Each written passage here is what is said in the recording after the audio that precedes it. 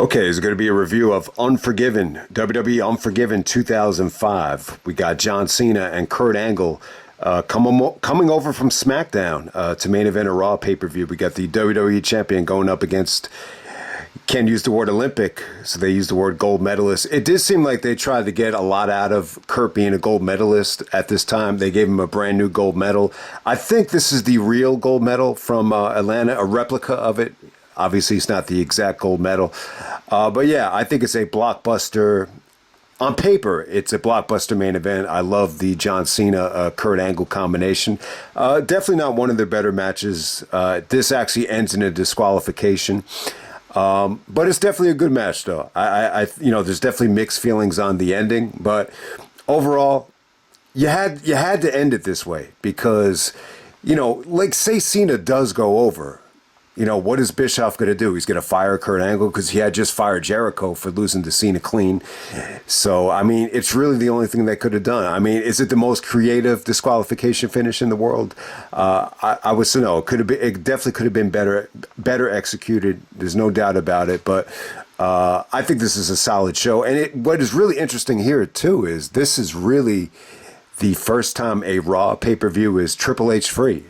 I think the only Raw pay-per-view that Triple H did not main event up to this point was Taboo Tuesday. I think that was Orton and Flair in the cage match. But yeah, Triple H is actually not on the show. But we're going to go back to September 18th, 2005. This is from Oklahoma City, Oklahoma. The Ford Center, we got 8,000 in attendance. We got a pay-per-view buy rate of 243,000 buys. That's about 4,000 more than Unforgiven 2004. Yeah, so it's a step up from Unforgiven 2004. But yeah, man, let's get right down to it. Overall, just some quick thoughts on the show from me. I have some weird memories of the show. I remember watching this in somebody's college dorm room. And I think it was a fun show. I think everything about it was fun. I think for the most part, there was a lot of great stuff on this show. Very memorable Raw pay-per-view, from my standpoint. The theme song here, the pay-per-view theme, we actually have Taproot with a song called Calling. All right, so this is a theme I just really didn't care for. They played a theme at the end of the pay-per-view where they're showing a video package of all the highlights. So they didn't use this in the Cena and Angle video package. And that's one of the things I've noticed. Like, I have a tough time remembering, the themes for the pay-per-view if they don't use it in the video packages. I don't know if anyone feels the same way. It's just really tough to remember, a theme like this compared to the Seven Dust theme from 2003. All right, so let's get right down to it. For the Intercontinental Championship, we got the Nature Boy Ric Flair taking on the Intercontinental Champion Carlito. Very, very fun match here. A lot of interesting things to talk about before we even get going here. But, leading up to this show, Shawn buried Carlito for, not having any memorable matches with the IC title. Basically said to him, people are talking about matches I've had 10 years ago more than any of your recent matches. That had to hurt. And, when you think about Flair and Carlito, obviously Flair cut that incredible promo on Carlito in front of Torrie Wilson a couple years later, where he basically questioned Carlito's heart and his desire. I said this before, but I think Billy Donovan, at the time, he was actually coaching the Florida Gators, who won back-to-back championships. He actually aired that promo just to motivate them, I think before the Final Four, the NCAA championship game. So, but yeah, this is a lot of fun. Flair wins the Intercontinental Championship here. The fans are going crazy for him. I got to say, Carlito looked good, though. Carlito and Flair have a lot of, history together, or family history. Flair did wrestle occasionally for Carlito's father in Puerto Rico, during the territorial days. So there's definitely, some nice family history there. So that was really cool to learn about. Carlito was good here, though, man. He was vicious. I think he was a little bit agitated because he knew he was going to win the title. Just a lot of vicious punches from him. But yeah, Flair actually doesn't take the Flair bump from the top rope and actually connects. They sold it like it was the first time he ever did it, and he celebrated with the fans like, he finally, jumped off the top rope without getting bumped off. So that was pretty funny, and he actually does win with the figure four. I believe Flair actually stated like he rarely ever won matches with the figure four, but this is one time when it happened. So Flair is the Intercontinental Champion. Is it a step down? I don't really think so. I mean, it didn't come off that way. Flair tried to celebrate this like it was, because of how old he is, this means more than any of the championships I've ever won. I'm sure he wishes he could, take back that comment. I don't think this win has aged that well, but at the time, it really did get Flair ready for Triple H. Triple H was about to come back and, have a really, good rivalry with Flair. For the next couple of months. So what this did was it really kind of, set the tone for that. Flair actually shouts out Triple H after the match is over. And, one of the more entertaining things about this show is, there's all these planted hot girls in the show. It's funny, like before the show started, I was looking at this one Latina girl, and I was like, God damn, that girl's pretty hot. Like, why is she just sitting in the front row by herself? And then there's all these women planted for Flair, including his wife actually. And it was funny because they show Flair, taking Viagra pills, and they actually show his bare ass coming out of the limousine after having sex with all these girls, and he takes the Flair bump after all the girls leave the limousine. It was a pretty funny, series of vignettes. These actually ran throughout the whole show. So, all right, next up we got Ashley Massaro teaming up with Trish Stratus. Trish had just returned from injury. Yeah, the first time Trish had wrestled, since April. I forgot that she was out that long. I think she did a little bit of stuff with Viscera, while she was injured as well. So, I didn't realize the actual layoff in the ring was that long, but she's taking on Torrie Wilson and Victoria. We actually got Candice Michelle at ringside. This is around the time Torrie started coming out with her, little poodle, little doggy, puppy, whatever you want to call it. I forget the actual name of it. But yeah, a hot mix of women here. Anytime you got Trish and Torrie in the same match, it's definitely a hot combination of women. You got Victoria out there who knows how to wrestle. But, Trish had to really carry this match. I mean, Ashley was just really not that experienced at the time. I think, the silver lining for Ashley and Matt Hardy, I think this is where they might have started dating, because Lita is, obviously split from Matt. I think Matt started dating Ashley Massaro, which is funny because, I never really thought of it, but, both girls are really into punk rock. So, there's a lot of similarities between Ashley and Lita that you really didn't even think about here. But, Trish is able to get the victory. I think Trish really, earned her paycheck here. I think she looked great. She was actually wearing, short shorts here, almost like referee shorts. So a different ring attire for Trish. Torrie was starting to do a little bit more in the ring at this time, but there was some good stuff from Trish. But for the most part, I would definitely say, this is more about the eye candy than the actual wrestling. But the next up, we got the Big Show taking on Snitsky. This is babyface turn number 17 for Big Show. Yeah, it might be more like 21. It feels like it's like 100. But Big Show and Snitsky, I was pretty surprised at how much nostalgia, like I think Snitsky's performance from Survivor Series 2004 had on everybody. Like, I remember if you go back to that Survivor Series 2004 review, like, the stuff that he did with Maven and taking out Maven, it was really, like, a lot of people just really, found it memorable, and I'd have to agree. But at this time, Snitsky was kind of a little bit directionless. Apparently, like, he's a really down-to-earth, good guy in real life, which was, interesting to learn about. But yeah, Big Show, pretty much dominates the match. I can't say it's anything too special. The only thing that's a highlight here is Big Show actually does a nip up, with the help of the ropes to actually nip up. So that was pretty funny. And, but yeah, I mean, he pretty much went to town on Snitsky here. There was even a ring bell shot. So they didn't really show, exactly why Big Show was so heated over Snitsky, but it was okay. I didn't think it was awful. Next up, we got Shelton Benjamin taking on Kerwin White. Kerwin White is actually better known as Chavo Guerrero. Yeah, you know, when Chavo comes out with this gimmick, I'm just like, holy fucking shit, this is pretty bad. Like it, it just looks really bad.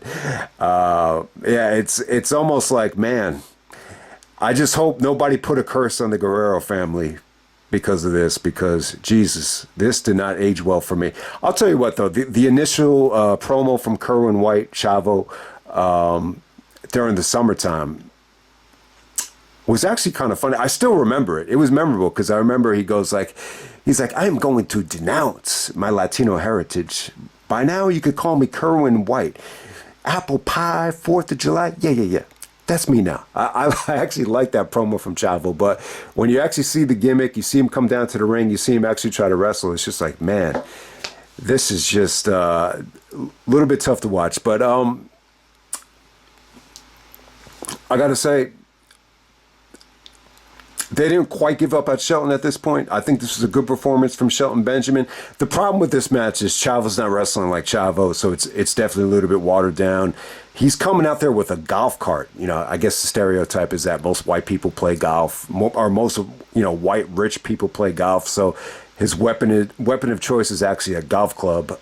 Shelton Benjamin is actually able to intercept the golf club and hit him with the T-bone exploder suplex for the victory. I gotta say, Shelton looked pretty good here, man. So they didn't totally give up on him yet. This is like right before I think the mama stuff started for Shelton.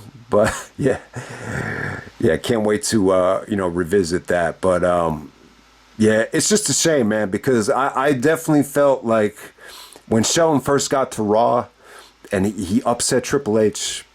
Man, they really just definitely had something with Shelton for a while, but man, I just don't think he ever got that momentum back after the Carlito match. Some of those Carlito matches. Next up, we have the match of the night, the steel cage match between Matt Hardy and Edge. Definitely, arguably the most memorable feud of 2005. This is really a real life feud that. Translated very, very well into the WWE. We all know the story. Matt Hardy gets fired, during WrestleMania season. But to the rescue of everybody that went to bat for Matt Hardy, from Jericho to Paul Heyman to ECW One Night Stand. And then you go to the Ring of Honor days where they were booing him out of the building because he had decided to come back to the WWE. It was a long journey for Matt Hardy to get back. But as we all know, Edge stole the love of his life, Lita. When Lita was, injured, she tore her ACL at New Year's Revolution. And, when Edge and Lita were on the road together, Edge was trying to, help her out through the injury. And they kind of fell in love and fell for each other while Matt Hardy was out with an injury. So it's, it was really a, one of the more intriguing and interesting, soap opera storylines that I think we've ever seen. And, credit to Vince and credit to Edge as well, willing to put their egos aside and, just do his best for business and bring Matt Hardy back. It felt too good to be true, I think, going into SummerSlam with the video package and all the real life tension on Bite This between them. But, the SummerSlam match was definitely, a nice little taste. You get to feel the hatred. You get to feel just how, sadistic Edge could be. Matt Hardy has just left the bloody pulp at that time. So we have the rematch, the steel cage match right here where Matt Hardy, gets his revenge on Edge. I got to say, great stuff here. This featured just, Edge just trying to be more of a chicken shit heel, trying to escape, the cage. Matt Hardy's just trying to annihilate Edge and just trying to pin him, just trying to humiliate him and just, he's out for blood. And Edge is more so, trying to escape the cage. But it's still really good, though, man. There's still some creative stuff here. I just think more than anything, I think this was a nice, like, Southern, sympathetic crowd towards the baby faces here. I just think Matt Hardy was really, really over here. Like, the fans just really got behind Matt. I think the twist of fate on Lita, it came off great. It definitely felt like good versus evil, good triumphing over evil there. So just so much good stuff to go over. I mean, I'm not, typically I'm not crazy about cage matches, and there are some moments here that definitely, had to feel like a cage match that, just doesn't have a lot of replay value, but there's really some amazing moments here. I mean, the match just proved to me that, I've been kind of mixed on Matt Hardy from time to time. I mean, there are times where I said, he's definitely not a main eventer, definitely not going to be champion. But when you see, the kind of work that him and Edge did here, especially here, I just say to myself, wow. I mean, I just think they had something with Matt Hardy here. And what really stands out in terms of Matt Hardy, it's like, man, like when he was on SmackDown, like I felt like he had some momentum. And then when he went to Raw because of Lita, I felt like he lost some momentum. And then at this point right here, I feel like he had a lot of momentum at this time, which is obvious. But, I guess the mindset was that he couldn't really coexist with Edge on Raw, so this was going to be a temporary feud. And, they once they moved to USA, they kind of wrote him off of TV and they sent him back to SmackDown, which in retrospect, I think it was a mistake. I think this feud should have kept going. I just think it was, something special. It's funny that the name of this show is Unforgiven, because I do kind of feel like a lot of, Matt Hardy fans in general, just haven't forgiven, Edge for this. I still think there's some of them out there because, they sold it like Matt Hardy and Edge were best friends. I don't know if that's exactly true, but, I just think this was a situation where all the stars just really had to align, in terms of, Edge actually falling for Lita. I mean, Edge is the kind of guy, I think he's definitely promiscuous. I think, the rated R superstar, I think a lot of that is true, but, he was divorced a couple times. And, I think at the time he was just, free to do what he wanted. And I think him and Lita just had a lot in common in terms of, their personal tastes, the same type, they like the same type of music, the same type of interest. They both, it's just one of those things that I think it just naturally happened. And I think, especially when you're on the road like that, when you're away, when you're injured, I think these type of things, can happen. But it's definitely a huge portrayal. I think Matt Hardy, I think a lot of people backstage definitely gave up on him. And I'd be lying to you if I said, like, Matt wasn't really great in 2004, feuding with Kane. It was definitely like a forgettable storyline. So if you were to tell me, like, a lot of people just kind of gave up on Matt Hardy. But, I just think it's a testament to how, good, some of the people are in wrestling, that they were able to really, and Edge as well. I don't think Edge ever really wanted Matt Hardy to get fired. I think he definitely did feel bad about it, but you had a lot of guys, including Jericho, and what Paul Heyman did at One Night Stand was genius. It's just a lot of guys, they know how talented Matt Hardy is, and for him to just kind of, like, imagine if Matt never came back. I mean, it definitely would have been a shame. But, this was probably it. Like, in terms of, Matt being a singles wrestler, this has got to be, I think the highlight of his career. I mean, the match was pretty damn awesome. I mean, some of the near falls here with Edge hitting the spear, Matt hitting the twist of fate on Lita, Matt Hardy kicking out of the spear was the near fall of the night by far. I mean, they did some awesome buckle bomb stuff with Matt buckle bombing Edge into the steel cage. Edge lost. This is probably the bloodiest I think Edge ever got. I mean, he had so much blood in him that after the match was over, he looked like he couldn't even see. So, the visual of him and Lita just kind of, scrambling in quicksand with all the blood covering Edge up. It's a hell of a visual. But yeah, I mean, Edge tries to escape the cage for the finish. Matt sees it coming. And then instead of Matt trying to escape, he drops a leg drop off the top of the cage. Leg drop looks sweet. I got to say, the best leg drop off a cage I think you'll ever see. Imagine like Hogan trying to do a leg drop off of a cage. It's just not a pretty visual. But I got to say, man, Matt Hardy here, I think he came to play. So some of the promos leading up to this thing with Matt as a babyface, Edge took a little bit of shots at him on Bite This, saying, you don't know how to talk, or you don't know how to cut promos. I think Matt was definitely a better, natural heel with the V1 gimmick and all that stuff with Shannon Moore. I think Matt felt a little bit more comfortable on the mic. But yeah, I mean, he did take some shots at Edge.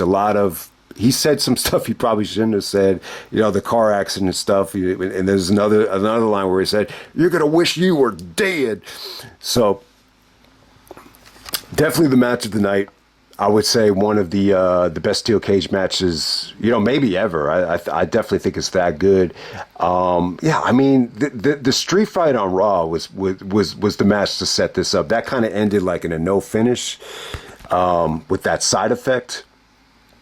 And Matt did it here as well. That side effect off the top rope. But yeah, great chemistry between these two guys. I mean, for two guys that weren't getting along at the time, I got to say this is definitely a hell of an accomplishment, between them. But yeah, they also had the ladder match at Raw Homecoming, which kind of set Matt Hardy packing. So I think in total it was about 4 matches. But if you were to ask me, I definitely think this is their best work together, stealing the show on the pay-per-view. Edge even remembers the show. I think it was Bruce Pritchard. He said, I'm watching it back right now. This promo with you and Lita at Unforgiven 2005, and Edge just like, yeah, that's me and Matt right there. I don't think most wrestlers are really triggered like that. A lot of wrestlers, I think it kind of gets lost. There's so many pay-per-views and so many matches that, I don't think that's automatic for everybody to just remember off the top of your head, like, boom, that's me and Matt Hardy from Unforgiven. But, I think Edge really, he's one of those guys that just loves the business as well as Matt Hardy. Matt Hardy loves wrestling for the WWE. I love his tenure in Ring of Honor. I just wish the fans didn't, totally shit on them. I don't know what it was there. I think a lot of fans are smart enough to realize, nowadays, like, if you're going to make any real money in wrestling, you got to go to the WWE. So I just don't see the point in saying, Matt Hardy is a sellout. I think the mindset with the Ring of Honor fans was that WWE did him dirty by firing him and that he's a sellout to even go back. I guess that was the mindset, at that time. But next up, we got Rosey and the Hurricane taking on Lance Cade and Trevor Murdoch for the World Tag Team Championships here.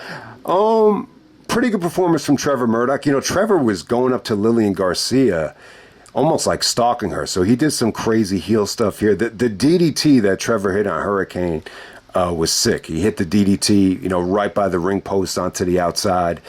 And, they actually took Hurricane to the back. I thought maybe this was a legit, spike that Hurricane suffered here. But, they played up like Hurricane tried to come out and, suck it up at the last second, but it was just too much.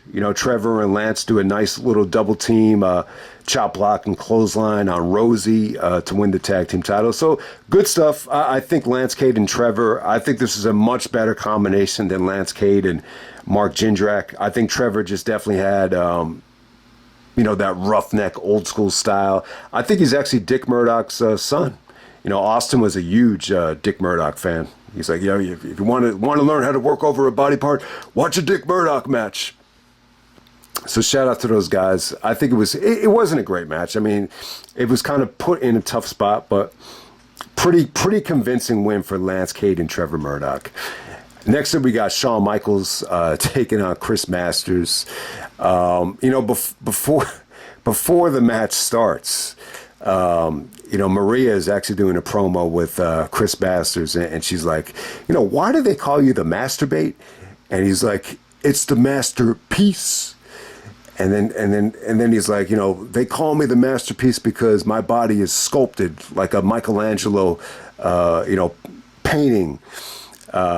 And then she's like, Michelangelo from the Teenage Mutant Ninja Turtles? And he's like, enough. And then he just starts cutting a promo on Shawn. So, yeah, I mean, the Maria stuff, it was kind of a funny promo. I thought it was a lot of fun, but I guess that was around the time where she was playing like an idiot or whatever. But, Masters kind of seemed a little bit irritated at the, comedy of the interview right there. But other than that, I think this is a great feud.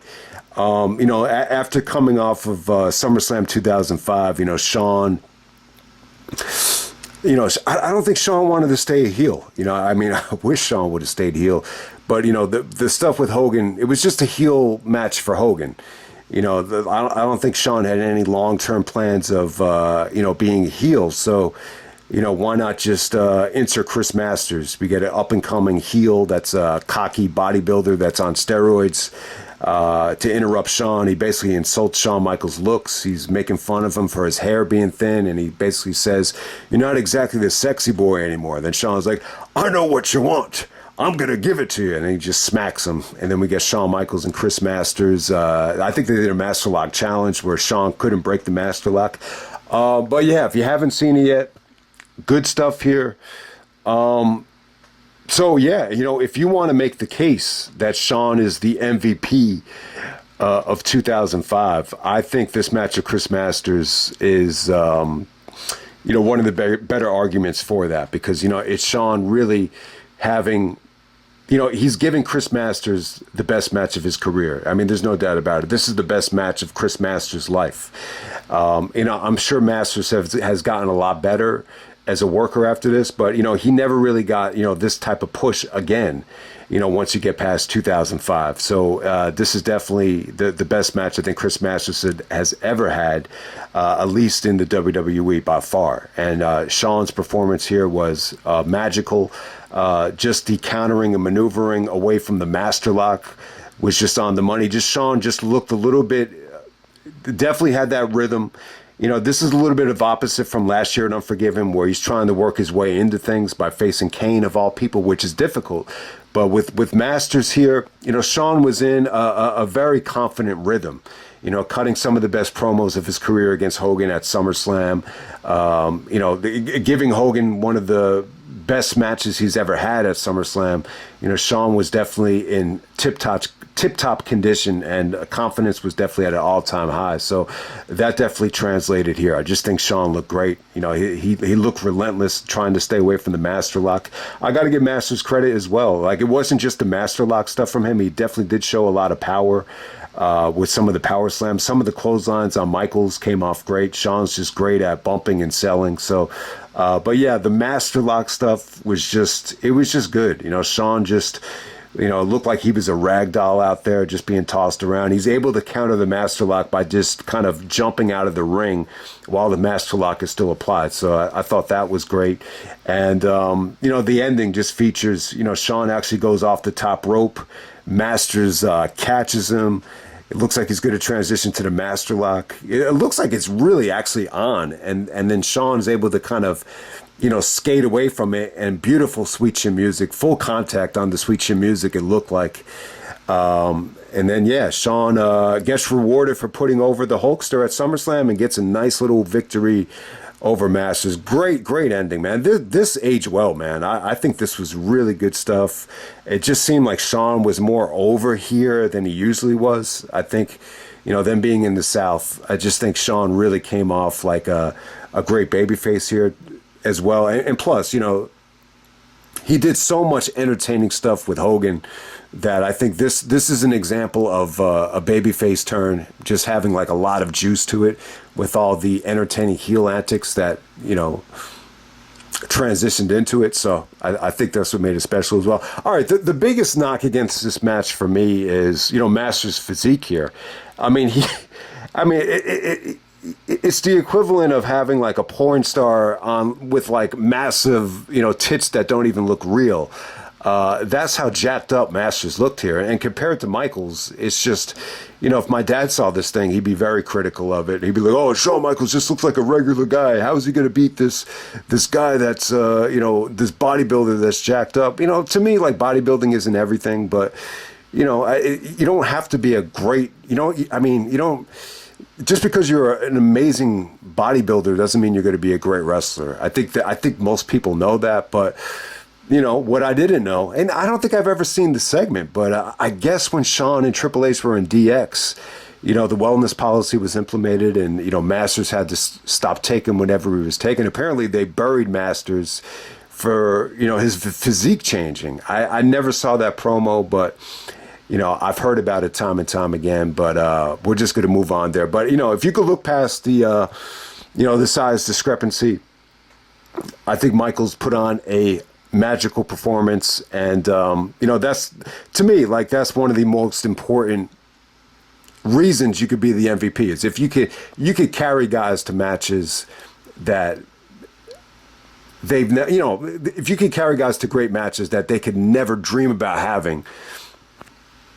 That's a beautiful case to win the MVP. Okay, moving on to the main event, we got John Cena taking on Kurt Angle. So we got, the two guys that seem like we're always on the same show together from the initial start of the brand extension. We got Cena and Angle jumping from SmackDown over to Raw, and they find themselves in the main event. Okay, so we got to go back to the night after SummerSlam. Jericho gets another shot at Cena. He comes up short again, and Bischoff fires Jericho. He says, "You son of a bitch! I hired you to do it one job, and you couldn't get it done. You're fired." So Jericho is fired, and then Bischoff says to Cena, "Say hello to the next number one contender. It's Kurt Angle." Angle just looks better than ever. He looks vicious. He looks mean. All right, so what's important is they're doing this storyline with Bischoff and Cena where, it's very much like Austin and Vince, feels like a replica of it. So I just remember a lot of people hated this. I think that this might have been one of the reasons why the fans turned on Cena. But hey, when you look at what Bischoff did here, I think Bischoff was great. His mic skills were great. I think he's a great performer. I think, this finally gave him a different dynamic. He spent the whole time as general manager just kissing Triple H's ass. So this was the opposite. It finally gave him like a babyface champion where he can, he could be determined to, get the championship off of him. He would basically call Cena white trash, hates fans. So this is one of my gripes about this time with Cena. He's not exactly rapping all the time at this time, but he's still, people still, label him as a white rapper. And, you see signs in the front row that say, John Cena, you're not black. Like, to me, like, that's the epitome of racism, the like, stupid signs like that. The fact that just because Cena is white, he can't rap and he can't be part of the hip-hop culture, I just think that's, I don't want to say the word, but I just think it's, I was going to say the R word, but yeah, I just think it's bullshit. And, I think, look at Eminem. Eminem has proven this year at 50 plus years old, possibly the album of the year. I loved Eminem's new album. Entertaining as hell. Much better than I expected, actually. But yeah, that whole thing with, just because Cena's white, he can't, embrace the hip hop culture. I think that was part of, it is. That's part of the reason why a lot of fans weren't accepting of Cena. But the other part of it is, being shoved down people's throats. The stuff with Bischoff definitely felt like a recycled version of Austin and Flair, or Austin and Vince, however you want to look at it. And, Angle is just on a tirade at this time, being angry and vicious, determined to win the WWE Championship back more than ever. He's at the top of his game. He said, "Have you ever seen anything more real than me, Cena?" I got to say, Angle looked amazing here. You could see he was legitimately frustrated and angered with how he was being used at the time. Angle felt like he was too nice of a guy, and they were trying to take advantage of him by having him do stupid storylines with Eugene and Charmel to the point where he was starting to really get angry. Not to mention he admitted he's on painkillers here as well. The painkiller stuff is interesting. I've never been on painkillers, so I can't, speak to how they affect you. But based on what I've seen with family members and what I've seen with talent like a Shawn Michaels or a Kurt Angle, I think it does make them a little bit evil, a little bit, restless and anxious. It makes them want to curse all the time. And Angle is even watching the promo he cut back, where he's just looking into the camera, and it looks evil. It looks like evil Kurt Angle, and Kurt even said like he just said he doesn't have it in him to even cut a promo like that anymore. Like if someone asked him to kind of replicate that promo, he said he couldn't do it. He was because he was legitimately angry at the time. That's probably the only reason it worked so well. So hey, pretty good build up here with Angle, attacking Cena with the ankle lock and giving him the angle slam on the steel ramp. I definitely think you had all the makings of a blockbuster, quality main event. You got two incredible talents to make it happen. So Interesting point about this match that I want to make about the atmosphere. So they're in Oklahoma City. This crowd was good. I'm going to say this. This is not a crowd that turned on Cena for the most part. I mean, you could definitely see some signs, some anti-Cena signs, and after the match was over, you could see people giving Cena the thumbs down. But the mixed reaction for Cena was not that transparent here. A lot of the fans, from just listening to the crowd, it was more pro Cena than pro Angle. You could hear some males from the rafters chanting "Let's go Angle," but it wasn't that transparent. For the most part, this is one of the rare times, one of the few times where it's definitely a pro Cena crowd. I'm gonna say it's not a split reaction for Cena. It's definitely not. So this is more of a, Southern, friendly audience that definitely catered towards the baby faces. I've always felt like that. I've always felt like it's easier to get, great reactions as a babyface in the South. And I think this show and this match in particular is one example of that. So just wanted to make that point about the crowd. But, the crowd overall, I thought they were into the match. I thought it had a much better crowd reaction than Triple H and Orton from Unforgiven 2004, where, I think the crowd felt a little bit indifferent about that match. I just think they were red hot from start to finish. There's no doubt about it. But with Angle and Cena, you know what to expect from these guys. I think at this time, Angle looked a little bit more cut up, ripped, vicious, relentless. I mean, the comedy was totally absent here from Kurt. There was no fucking around. This was legitimate, just cynical actions from Kurt, man. I just think he looked great here. You saw. I mean, this. I definitely think this was on its way to being some of their best work together. I mean, some of the stuff that they did here, you know what to expect. The attitude adjustments into the Angle Slam was a great near fall. I thought that got a great reaction. Angle countering the FU into the ankle lock. I think that was great stuff. Cena with the spine buster here. So what's interesting here from Cena's standpoint, apparently his favorite agent was Arn Anderson, and Kurt Angle's favorite agent is actually Pat Patterson. So you kind of got a meeting of two different agents, kind of helping out with this match. So what's interesting here, too, is when you go back to the No Mercy match, when Cena was a heel, he was using, the chain, and then he actually stole Kurt Angle's gold medal as a weapon. Here, Angle actually has the brand new replica of the gold medal, and he actually does use it as a weapon, and then he hides it. And, this enables Bischoff to come out. And, the criticism here was that Angle had the ankle lock locked on Cena for way too long. It just kind of felt like forever. And Cena's actually selling the bad ankle on the show, having to get taped up in the trainer's room. He actually puts the tape on Bischoff's mouth to shut him up there. So Bischoff is still upset about that. So Angle has the ankle lock locked in. And I think Bischoff is great here. I love the way he was yelling at Angle to pull it back. And then when Cena gets to the ropes, he kicks Cena's hands away from the ropes to bring it back. So I think there was definitely some good drama there. All right, so the ref bump was a little bit goofy. The ref is still down at this point.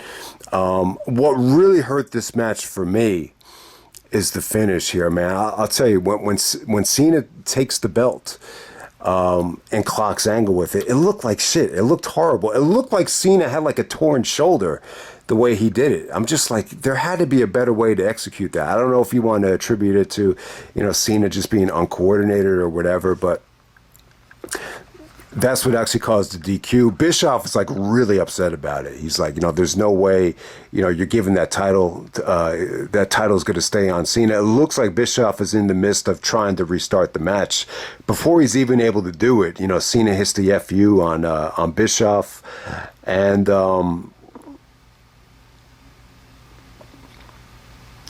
then Kurt starts attacking him, and then the pay-per-view ends with Cena, FUing Angle through the table. It looks like Angle took a nasty bump with his neck there, but it was a pretty cool ending. You know, they tried to give you a satisfying ending with Cena just telling Bischoff, fuck you, to end the show. That's the story they were trying to tell there. So I'll tell you what, if you can buy into that, and I watched this in a dorm room with one of the other guys I remember watching it with actually seemed a little bit pro Cena, actually popped huge for the Bischoff FU. So if you can buy into that, then maybe this is a passable finish for a pay-per-view. I'll just say this. I think the DQ ending here,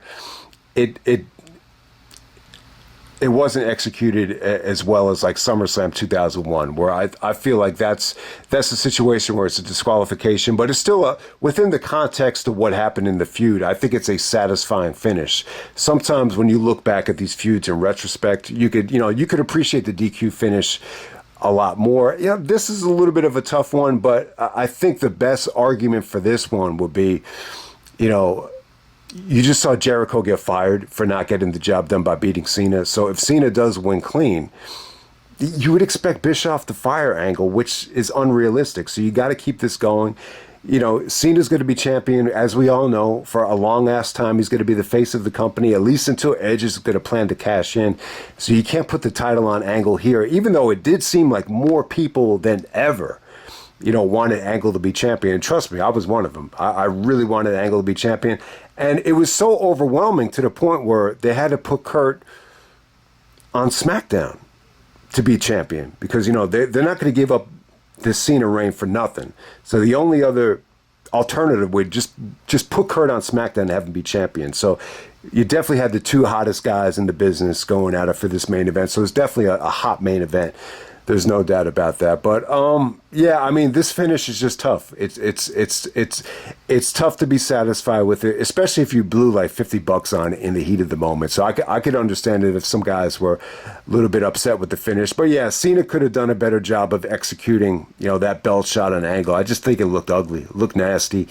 That's my biggest gripe with it. But yeah, I don't think anyone is going to say that Unforgiven was, Cena and Angle's best match. I mean, I can think of a lot of other matches that were better than this. I think No Mercy 2003 is still their best match. Kurt actually agrees with me. I think that had the best atmosphere. That was the most well laid out match. The No Way Out 2005 match, haven't seen it in a while.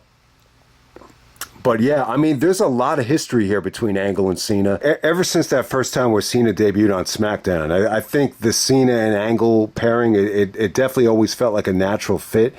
But it does seem to me like there is a little bit of, animosity between the two. I definitely think Kurt, felt like he should have been the man, at this time. I definitely think, even leading up to WrestleMania 21, when you go back to that No Way Out match, there definitely seemed to be a little bit of, tension there.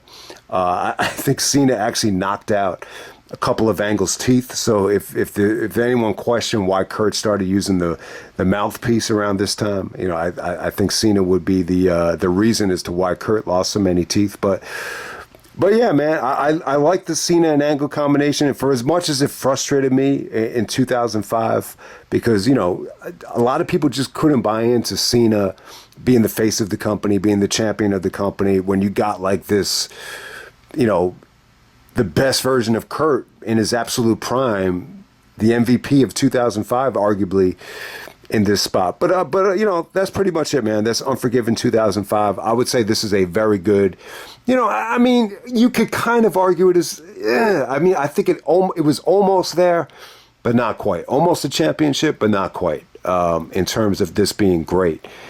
I think it was really almost there, but I just think that DQ ending, I just know people are going to shit all over that. But okay, that's pretty much it, man. Unforgiven 2005, and I'm out. All right.